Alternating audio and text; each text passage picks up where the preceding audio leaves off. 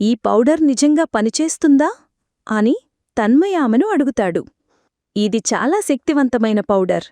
దీన్ని ఒక్కసారి ఉపయోగించినా నీకు విజయం లభిస్తుంది. కాని దీనికి చాలా ఖర్చు అవుతుంది. ఇది చాలా ప్రమాదకరమైనది అని మంత్రగత్తె చెబుతుంది. ఆ మాటలకు తన్మయ్ ఆలోచనల్లో పడిపోతాడు. కాని సాగర్పై ఉన్న పగవల్ల ఆ పౌడర్ను తీసుకుంటాడు. మంత్రగత్తెకి డబ్బులిస్తాడు. తన్మయ్ మనసులో సాగర్ను ఓడించాలని తీవ్రంగా అనుకుంటాడు. సాగర్, నువ్వు నన్ను ఓడించినందుకు చాలా సంతోషిస్తున్నావు. కాని ఇప్పుడు నీ జీవితాన్ని నాశనం చేస్తాను. ఈ కాంపిటీషన్లో నేను నిన్ను గెలవనివ్వను అని తన్మయ్ తనలో తానే అనుకుంటాడు. సెకండ్ రౌండ్కి ఇంకా 3 రోజులు ఉండడంతో సాగర్ ఉదయాన్నే ల్యాబ్కి వస్తాడు.